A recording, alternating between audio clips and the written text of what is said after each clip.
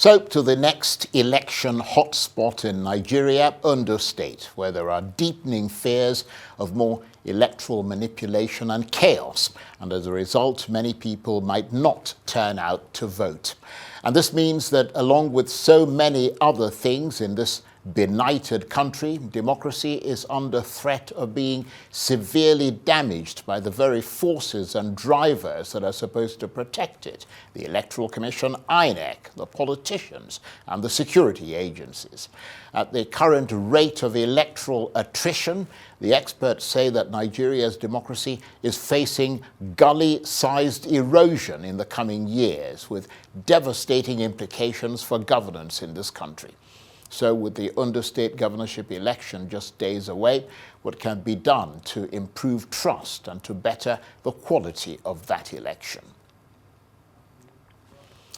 Well, the respected think tank, the Center for Democracy and Development, or CDD, has released its analysis of what could make or mar that Ondo State governorship election. One of the authors of that report is the research analyst Dengiyefa Angalapu, and he joins me now in the studio. Thank you very much indeed for coming in. Thank you for having me. I suspect I pronounced your name better the second time around than the first time. Yeah, sure. This time was really better. Right. Yeah. Thank you for joining us. You guys have done a fairly comprehensive research. I saw the whole of it. It's much too big to discuss, but that's what you're here for, to break it down into sort of bite-sized chunks.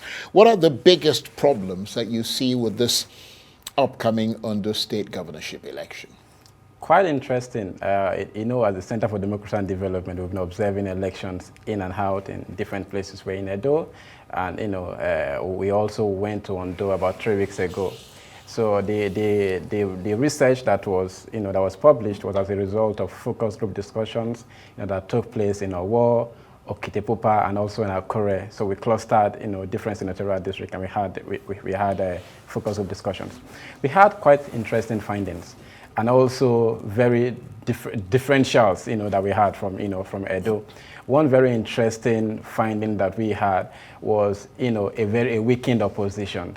So in Edo, you would really see that you saw the APC and the opposition is the PDP. And the PDP really. I mean, basically, if you get to Ondo, right from the airport down to your hotel or whatever you're going to, it is already very clear that it's a two-horse race. Here and there you will see the ZLP posters and all that, but it's very clear that it's a two-horse race. So I mean, we saw an opposition that was really weakened in terms of the conversation. So we basically asked the question: how is the level of competition? Because we saw some level of uneasy calm. And people basically said, I mean, it appears, that the APC has quite an upper hand. And, we asked for explanations to this discourse, and we realized that, they were talking about the structures of the APC. So you would realize that out of 3 senators, the APC has 3. Out of 9 House of Rep, APC has 8. Right, so that's a formidable structure, and also being a party that controls the federal, and also the state. There were fears of incumbency and all of that. So that's it. So for us, first, that wasn't really a very good sign, very good sign, because really democracy is about LD competition and it's about choice. So when there's a shrinkage of choice, right, it's for us it was really very worrying, and tied to that weakened opposition was now accusations of incumbency. So on the 15th of October, the PDP candidate came out to say the Democracy Pack, the APC did not allow them to use the Democracy Pack. So they had applied and they weren't allowed to use it. He also came out to say the APC was using, the police force and different ways to intimidate, its party members. So for us, that is really worrying. So that was one of the very critical things that we found. But that's not also all. We also saw issues of misinformation and disinformation. So for example, we saw videos flying around. One was, Lucky Ayeda himself, that's the current governor, the current incumbent governor, who's APC. Yeah, the current governor. So we saw a video where it was basically assaulting a lady, right? And then our fact check. Had he been assaulting? Yeah. So I mean, so there was this altercation between him and a lady in what seems like a foreign land. So when we did a deep fact check into the video, we saw that it was fake. It wasn't him on the video, right. But that has spread to different persons. So for people that are unsuspecting, right, it will portray him in a way that that is not desirable. So that is one. So I think there's quite a lot we saw. And another thing we saw was also the issue of violence. So if you looked at Ondo history very carefully, from 1983, I mean, when we had Ajasin and Omoriwobo, they've had fairly disruptive elections. Very, very, very disruptive elections. So whether I talk of Akure South, you talk of Owo, Akuke Southeast, I mean, those are places that have been very, very violent. I mean, yeah, you must have heard the Ade Basket Boys, in Ondo, and coupled with some of the contemporary challenges like farmer-elder conflict that they've had in different places. So we think that it's an election that needs to be watched. Well, that's a very interesting summary, and we are very appreciative of the fact that you guys went to do such detailed research, because it does not only inform the public, particularly those who are not there, of what potentially is happening and could happen there, but to some extent it should be a guide for the security agencies, as for the Electoral Commission and the politicians themselves. Let's take politicians, for instance. A lot of people have said that they are the central problem in Nigerian elections. Are they propelling a type of politics that recognizes these manipulations as the only way to win elections in Nigeria? Well, sadly, yes. Sadly, yes. And, it's quite very unfortunate that, and I've reiterated this again, I'm beginning to sound like a broken record on this, but really, despite the fact that we've introduced technology, we've realized that technology does not have morality of their own. We cannot digitize integrity. So what our politicians have done is really that as we try to improve our election, they also try to improve their antics to destroy the system. And for us, really, it is quite saddening. So I mean, a typical example is what we saw in Ondo. So for example, we saw that it was not really so much about the people. So we saw a situation about some sort of elite consensus.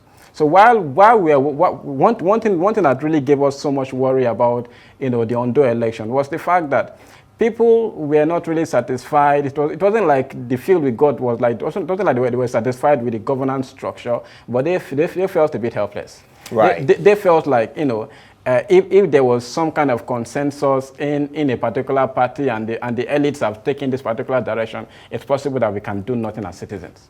So that was, for us, that was really, really, really, really, really, really worrying. Yeah. And of course, it is politicians basically weaponize existing conflict actors for violence, really. And we also saw the issue of vote buying in Edo, and which we are going to see even in Ondo State. While we saw the EFCC, arrest the vote buyers, people that basically collect this money, right? The basic question is, the money is coming from somewhere. Let us track where the money is. That's a good point. Coming from. So I mean, let us go to the supply chain of that money. Absolutely. And deal with those people. And if you look at it, basically, they were politicians. One trend that we saw very obviously, and people really reported this to us, was the fact that, and this is very obvious in many elections, is that when it is close to an election period, you see politicians giving out what one participant said, appointment without office. Right? They just basically... Without portfolio. Without portfolio. I mean, yeah. but they say without office, basically because some persons are appointed and they don't even have an office space to work, really. So basically what they do is to ensure that, they appoint people across different wards and just make all of the appointments that they will not sustain after they win elections. Right. But that also is a form of voter inducement, because really it is not really about the people. So I think that politicians themselves are using several antics that are very, very deceptive. And for us, that is not the way right. to go. And what about INEC? I mean, you've talked about politicians, you've talked about the security agencies. What about the Electoral Commission, INEC? Our bigger challenge in the elections, especially from 2023 right till now, is the growing distrust in INEC. There has been a growing distrust in INEC. We're thinking that with the off-cycle elections, INEC will begin to rebuild this trust. But for the Edo election, we also saw that the trust issues has been deepened.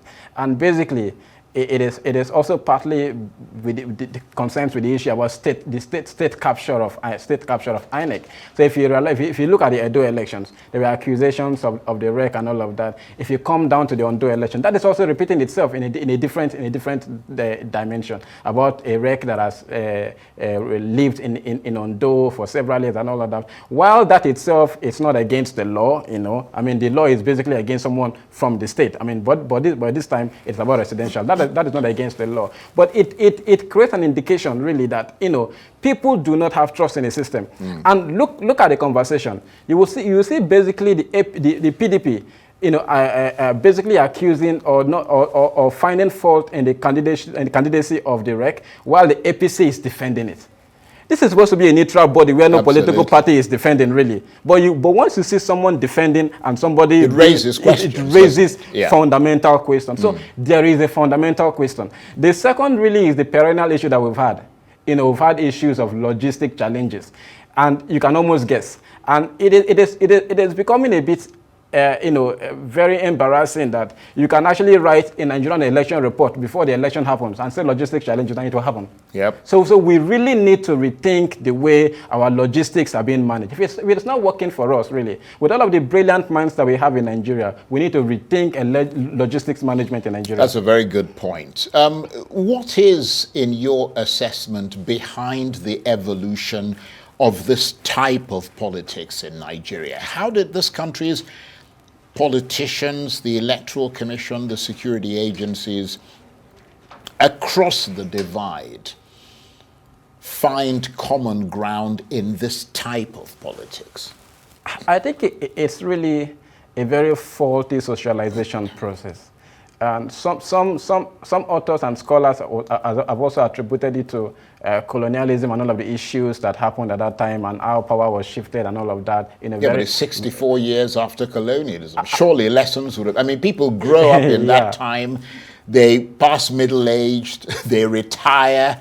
You see what I mean? Yeah. You would have thought that by then you would have learned your lessons in life. Well, some people learn, some people don't. But in the case of Nigeria, it is almost as though we've not learned. In fact, we've taken it, we've revolutionized the system where very few persons want to amass all of the wealth for themselves, really, and they don't really care about the citizenry. So really, why I say it is socialization, you get to realize that if you are thinking about the people and the future of Nigeria, you would work for the people. Right, but the kind of the educational system that we have, and the kind of political parties, the political recruitment process that we have is such that the recruitment process and what we tell people is basically, the fact that you have to amass wealth for yourself and sections that believe in you, whether of your ethnic group, your religious group, and all of that. And at the end, we all are not even better for it. So I think that we need to deal with our socialization process. We need to deal with the leadership recruitment process in terms of political parties. Quite unfortunately, again, it is also the issue about structure. Because we basically ask the question, if you're not satisfied with the APC and the PDP, you have the ZLP, you have the Labour Party, you have several other parties on board. Why don't you select those parties? But but they say realistically, citizens feel that really, all of the other political parties do not really have the structures to wrestle power with the So basically, the other political parties have their own problems, which is the fact that they don't have the people don't believe in them to have the capacity. It's a bit like, in America, you've got the Democrats, the Republicans, and they're the only two parties that people vote for. There are other parties, but nobody votes for them. It's the same thing in the UK. There are three parties, but the third party wins a few, parliamentary seats, and that's about the limit of it. But on a personal level for you, because I can see how passionate you are and how you're coming across, as you, along with your colleagues at the Center for Democracy and Development, scientifically assess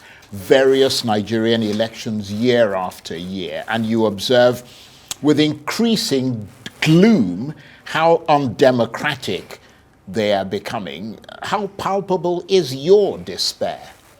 I mean, it is really sometimes very, very, very, very frustrating, I must say, especially because Nigeria is supposed to be a shining light at a time when other West African countries are sliding into authoritarian rule. It is not about telling Niger that they need to do better. It's about showing them that we are actually better and democracy is better. And that is actually a very big problem. So we think that this is a time where we need to revamp the Electoral Act and bring it back to standard. Our politicians need to do better, especially knowing that there is no other Nigeria except this Nigeria. And also civil society organizations and citizens need to hold the government to account, really. We need to deepen the political... They're trying to do that, yes, particularly yes. the civil society organizations. But yes. The government just doesn't, cock an ear to them. We just have to keep doing our best and keep fighting till we have some semblance of sanity in Nigeria. I mean, for instance, what you guys are doing at the Center for Democracy and Development is just absolutely brilliant in the sense that not only does it show people what could potentially happen and what is likely to happen, it is being done not in an anecdotal way, but in a scientific way. And any government that really wants to make a difference would take reports like yours very seriously. Well, very unfortunately, the thing about undemocratic government is that they will not want to, take democratic steps that will basically affect them. I mean, there is nowhere in the world where the oppressor takes the weapon and then shoots himself, really. It is the citizens, it is the civil society organization, and that's why I will continue to hammer on the point that the civil society organizations and citizens, we are doing a lot, and really it's frustrating to see that when you're working and then things are not really happening the way you want. But we still must make sure we put in a lot of effort, and to do things better. What I will tell Nigerian is that no matter what happens, we shouldn't lose faith in INEC, and that's my fear. But something needs to be done to INEC. Something needs to be done. So I think we need to separate the individuals in INEC from the institution itself. Because if we lose trust in INEC, we don't have another INEC. So one of my greatest fear is, even if after, I think the INEC share by next year, I think constitutional tenure will be over. Somebody else will come in. But how do we rebuild the trust for 2027 is a very big issue. So we have to separate the institution itself from the people, So we shouldn't lose trust in our democratic process. Let us keep fighting. But if the institution is so weak that it is easily manipulable, if it is so weak that when an individual comes in as the chairman of the Electoral Commission, they're able to hold the entire organization allegedly to ransom, and therefore the entire country's democracy is in jeopardy as a result, then on what basis would people trust the institution of the Electoral Commission? It would need some kind of fundamental rejig in order to strengthen that institution to the point where it can operate and exist independent of whoever the chairman is. Yeah, so that's an interesting debate, Charles. And it has been very, very historical, whether or not it is the institution or the individual that is actually important. But no institution in the world, becomes strong without individuals with consistent character and integrity. So it is people with consistent character and integrity that makes a strong institution. Yeah. So we need to see how we can begin to rejig the values. I mean, it is really embarrassing, really. I mean, let's say you go out of this country and then you go to places that are smaller countries. Let's look at Senegal, with all the issues that they had. Botswana, Botswana. I mean, so it's really embarrassing. So free, fair, and credible election is also a thing of pride. Yeah, it's a thing of pride. So if you know that, and then if you want to create a legacy for yourself, you just want to deliver free, fair, and credible elections, because it is also a thing about legacy. So I think that we need strong institutions, and the laws are, being propagated every day, promulgated every day. But we also need people with integrity, and that is why we are saying the appointments into INEC and INEC positions, like the REC, needs to be devoid of politics. But does it need to be broader, deep? In other words, when we talk about reform, we talk about root and branch reform, not just with the Electoral Commission. There has to be sweeping reforms, because you mentioned earlier the process of selecting candidates by the political parties themselves. So beyond INEC, you need to have root and branch reform in the political party. It doesn't matter which party, the big ones or the small ones. They just, I mean, the whole process is so utterly chaotic and thuggish. I mean, it's just appalling, really. So that has to go all the way. And then you talk about the security agencies as well. I mean, reforms that are fundamental. Again, I think it boils down to the individual. Now, and I will explain this. If we leave INEC aside, let us look at the local government elections that have been conducted. Was it necessarily better? Okay, let us also even leave the local government aside.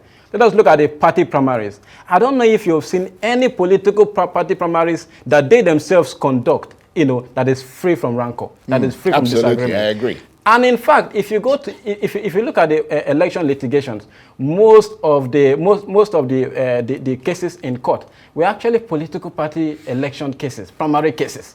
So it means that there's actually a fundamental and value and character problem. So we need to go back and tell ourselves, see, there is no way a law works when people are, people have made up their mind to break it.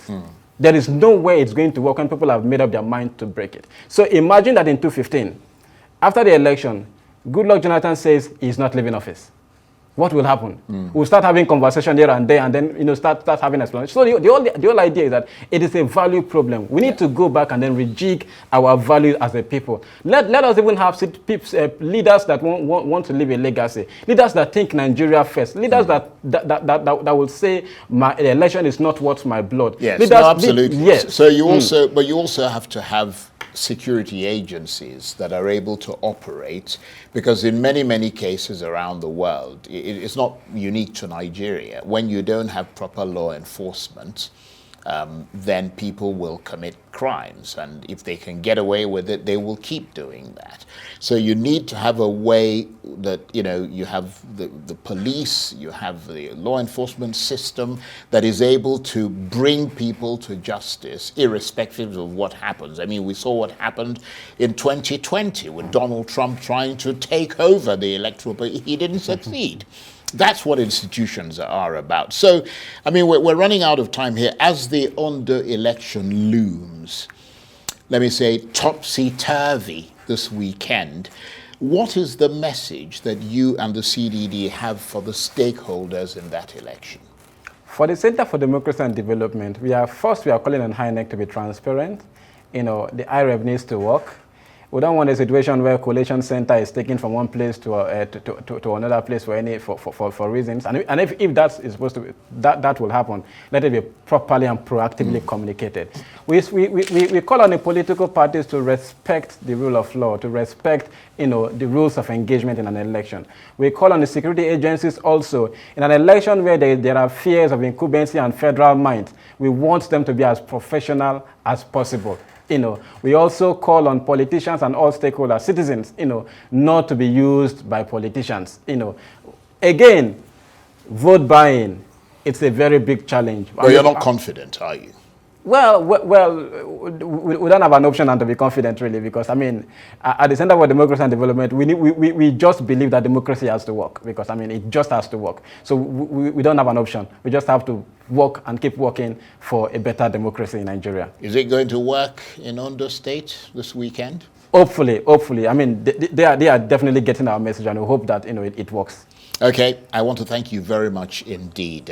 Dengiyefa Angalapu is a research analyst, and he is one of the authors of that report that was just released by the Center for Democracy and Development, looking at what could make or mar that Ondo State governorship election that is coming up in the next few days. Thank you very much indeed. Thank you for having me.